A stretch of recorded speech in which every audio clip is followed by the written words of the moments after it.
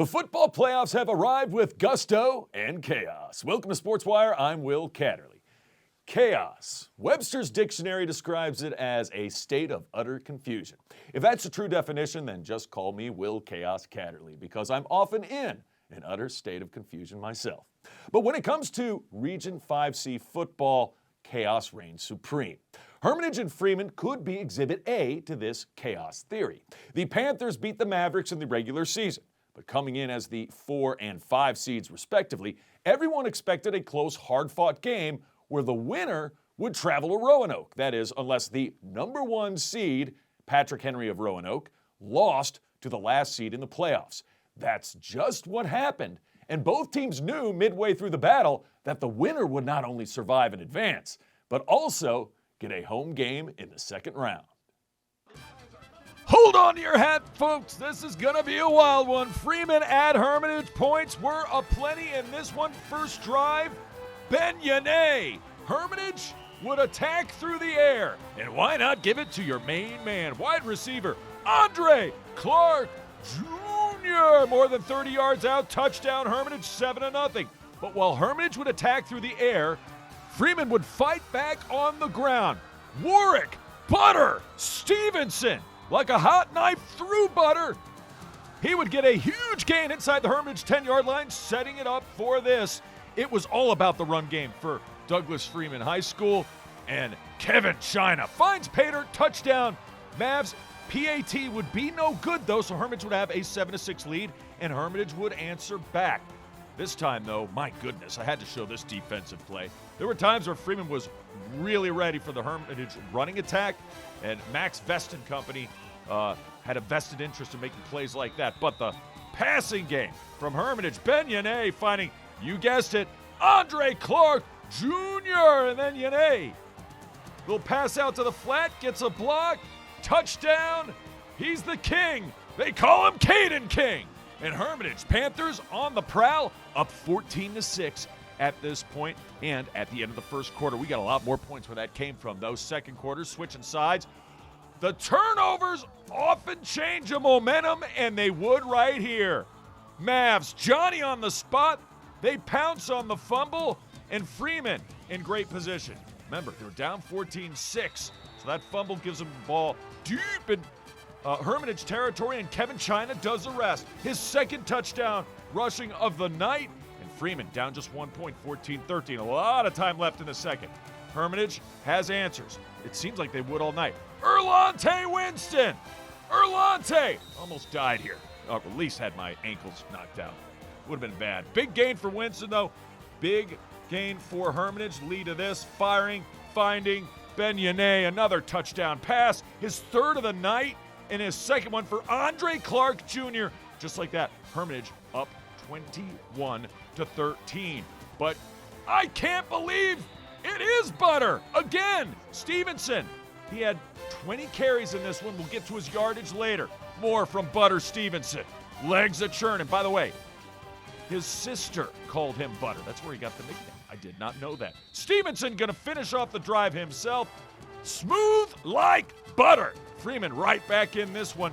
You know, they had a lot of chances early in this game for the game to get away from them. They did not. So, Freeman getting the ball just before the end of the first half. Look at Butter Stevenson's legs just keep a churning. It would set it up for this. This guy was an X factor, their kicker. Number 17, Kyle Bitsko. Yeah, I think so. That's Goodsko. Freeman, Mavs, just like that. They were down all half. They actually go into the break with a 23-21 lead at the half. Second half. Freeman will get the football first, and Freeman would strike first. Guess who? It's Warwick, Butter, Stevenson, all the way inside the Hermitage 20-yard line. That would lead to this. Jaden Reese on the handoff. I'm telling you, I don't think Freeman threw the football more than 5 or 6 times all night because they just punched Hermitage in the mouth. It goes to Stevenson again, and then Jaden Reese calls his own number. Haven't heard the last of Reese either. He had a tremendous game, especially on the ground for Freeman. All of a sudden, Mavs up 30-21. They get a stop. They get the football back. Look at that block. And then look at Warwick, Butter, Stevenson. I got a ref coming at me and a defender, so sorry about that, guys. Look, camera, I got a self-preservation right there is what I'm thinking. Touchdown, Freeman! Mavs in complete control. This game is over, right? Wrong. Not if Ben Yane has anything to say about it. And his receiving staff. Here comes another one that I almost get crushed on. Touchdown, Hermitage! Unbelievable job, Erlante Winston. Panthers not ready to quit, not yet. They're too talented, too good. So, within a score is Hermitage. Freeman having to answer. Reese looking, firing, finding. Guess who? This time it's Kevin China. He was big in this one as well. A couple of touchdowns. We go to the fourth quarter, same drive. It's Bitsko again from 37 yards out. Straight up money. 6 huge points for Freeman when it comes to Bitsko kicking field goals. And this one in an 11-point game, 2-score affair. 39-28, over 8 to go. Fourth quarter, what does Hermitage do? Well, they go to Andre Clark Jr. He did his job. 3rd touchdown of the night. He would end up with 4. It's 39-34, Freeman, 8:07 to go. Hermitage gets it back. 4th and goal. Roll out, Ben Yane. Looking, firing, finding his receiver, but he's out of bounds. Daheim White could not stay in bounds. Freeman takes over, and while I'm tweeting what's happening, Jaden Reese is running 81 yards for a touchdown. That just happened. My, oh my, the Mavs came to play. Read option. Jaden Reese takes it himself. Reese himself with over 100 yards rushing. 46-41. Freeman had over 400 yards rushing in the game. Hermitage would score a touchdown to force this onside kick late. Freeman recovers, however, and Butter Stevenson with 227 yards rushing leads Freeman to a huge playoff win. Energy. We showed up with a lot more energy. The whole sideline was cheering the whole time. The defense was rallying the offense was rallying the defense. We rallied around a way we weren't earlier in the season. We played like a lot more of a team today. Chaos would continue as Mills Godwin, the number 7 seed, would take out number 2 seed Louisa. Godwin's Carson Smith tallied 20 tackles and caught a touchdown pass in the Eagles' 32-24 victory. Zay Brown added 15 tackles, and Tristan Ginn put up 16, including a forced fumble, as now Godwin plays at Matoaka in the second round. So that's Class 5C in a nutshell, but what about Class 6? Top-seeded Highland Springs looks to take out Cosby, while Glen Allen had a home test with Oscar Smith. Highlights are straight ahead.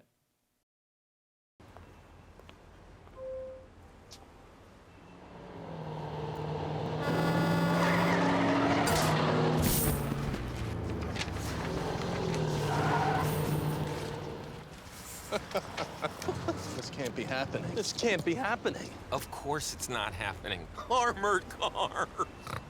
Listen, having money isn't about luck. Make your own coffee, save $1,000 a year. Feed me. Feed the pig.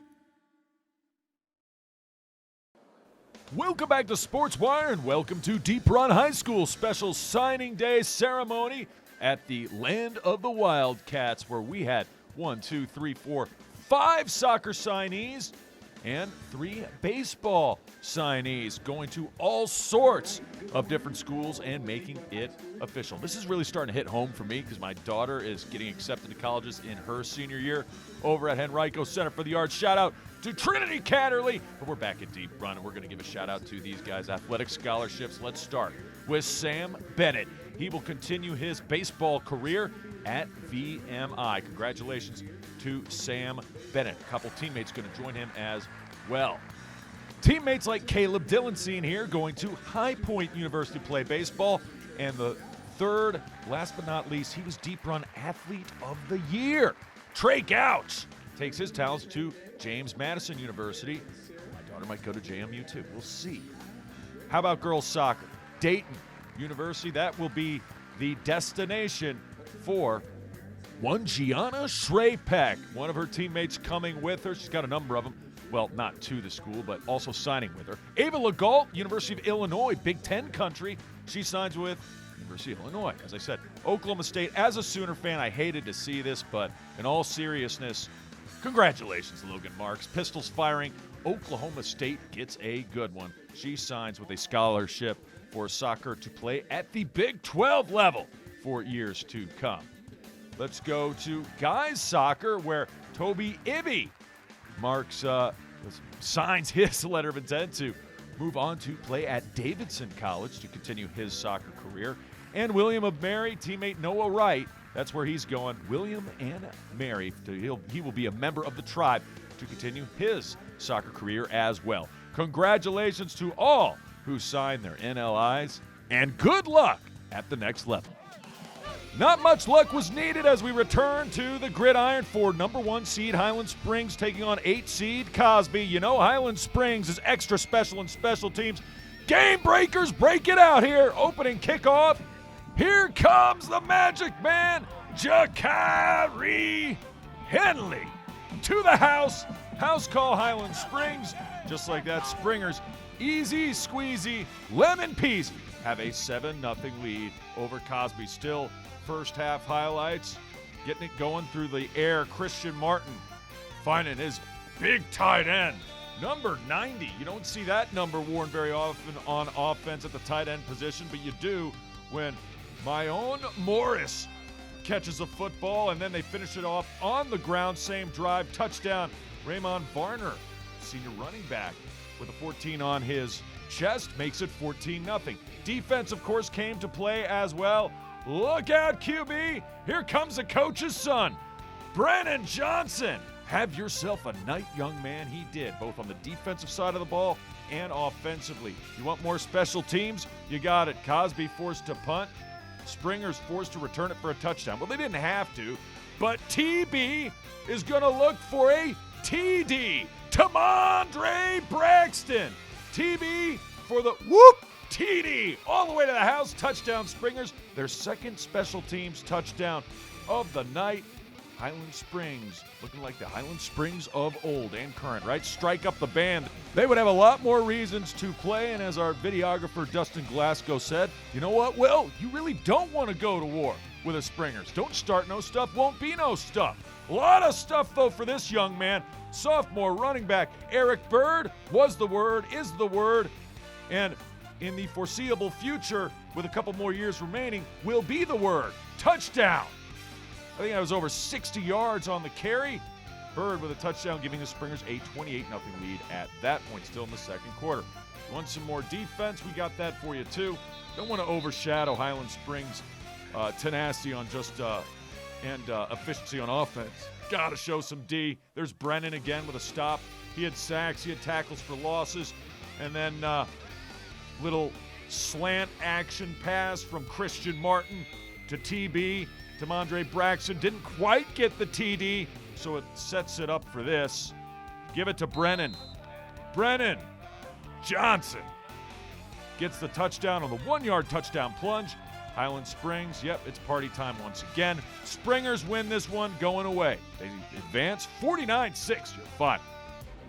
And Highland Springs would get the winner of this matchup, the 4 and the 5 seed. Glen Allen at home, the 4. Oscar Smith, you saw them week 1 against Hermitage, the 5. And very talented from the 757 area code. This guy was really good. Brandon Nesbitt running the football. They're going to give it to Nesbitt again. Nesbitt, little hurdle. Nesbitt getting it going, finds the end zone. Touchdown, Oscar Smith. Just like that, OS would have a lead. Actually, I'm sorry. He got to the 1-yard line, leading it up to this. Fumble, but he crossed the plane for the touchdown, did Nesbitt. Move him down to 1. Let's see this again in slow-mo. The ball comes out. Obviously, we don't have a pylon cam, so you be the judge. No way to know if he fumbled before he got into the end zone, but the slow-mo, we show it because it's cool. And if Glen Allen has a beef with that call, they got something to look at. Glen Allen's D played well. Nice stop right there, number 8 doing the honors. Gavin Gallivan in on that tackle, but this would be an interesting matchup. Oscar Smith, wide receiver quarterback versus the awesome secondary that is Glen Allen. Quarterback finds his receiver, Travis Johnson, for the touchdown catch. Pretty, oh so pretty. Later on, now up 2, scores Oscar Smith 14-0. Now the secondary fights right back. It's an Oski going the other way now. Camden Tiller. He tallies a touchdown. Jags are on the board, just down 1 score. 14-7 the score. And that would get the Jags going a little bit. Nana Utsi. Next offensive possession, however, it's a fumble! And Oscar Smith ball is rumbling, bumbling, stumbling. The defense humbling and returning it all the way to inside the Glen Allen 15-yard line. It would lead to this. Oh, turnover so crucial, especially in the postseason. Touchdown run by number 15, Lonnie Andrews. And Oscar Smith now can smell it. Up 2 scores once again. Later, Jags forced to punt. And you know when we show you punts, it means something happens. Good, bad, tragic, or terrific.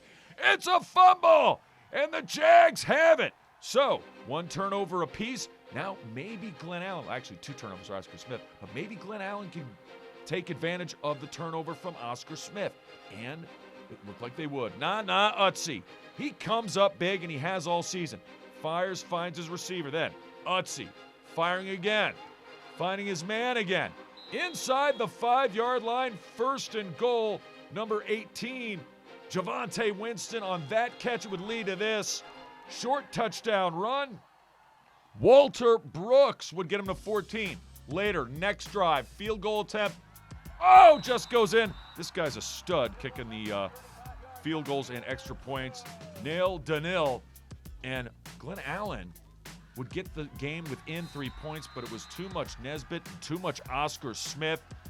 That touchdown there would restore a 2-score lead for Oscar Smith, and they defeat Glen Allen 28-17.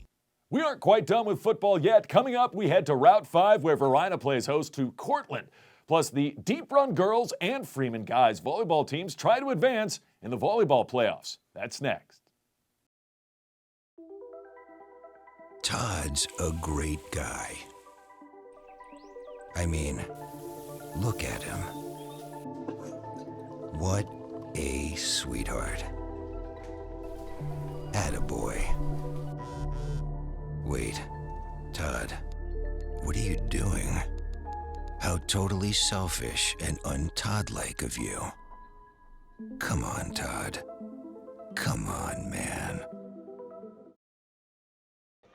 Welcome back to Sports Wire. Varina football trying to start off their playoff run on a championship pace, or at one, celebrating a Veterans Day weekend. And the number 2 seed Blue Devils ready to play at Route 5, hosting the 7 seed Courtland. So Courtland, the Cougs, in trouble early because Varina can do a lot of this, score in a lot of different ways. A handoff, easy squeezy lemon peasy. That is Jordan Edwards for 6. But the tricky Blue Devils aren't satisfied with an extra point. No, sir, they'll go for 2. And the pass is on point. Happy to see Linwood Johnson back. He hooks up with Nasir Smith.